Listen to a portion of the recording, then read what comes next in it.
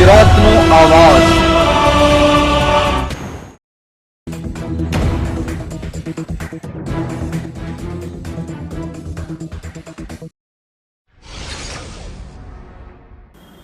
વીર નર્મદ દક્ષિણ ગુજરાત યુનિવર્સિટીના સુરતના પત્રકારત્વ વિભાગ તથા મહાત્મા ગાંધી ગ્રામ અભ્યાસ વિભાગના સંયુક્ત ઉપક્રમે વિશેષ વ્યાખ્યાનનું આયોજન કરવામાં આવ્યું હતું।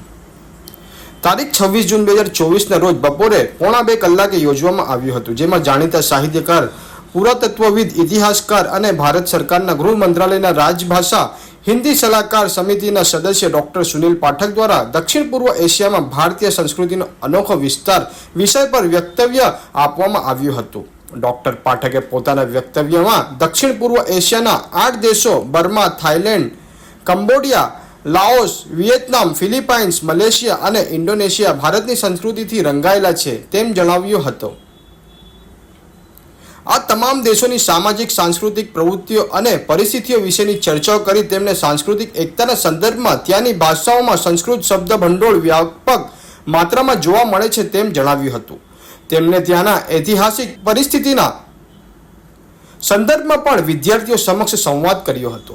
આ કાર્યક્રમના પ્રારંભમાં ડોક્ટર દીપકભાઈ ભોયે ભૂમિકા બાંધી હતી, જ્યારે કાર્યક્રમનું સંચાલન અને આભાર વિધિ ડોક્ટર ભરત ઠાકોરે કરી હતી। આ કાર્યક્રમ યુનિવર્સિટીના કુલપતિ શ્રી ડોક્ટર કિશોરસિંહ એન ચાવડા અને કુલ સચિવ ડોક્ટર રમેશદાન ગઢવી સાહેબના માર્ગદર્શન હેઠળ સંપન્ન થયો હતો।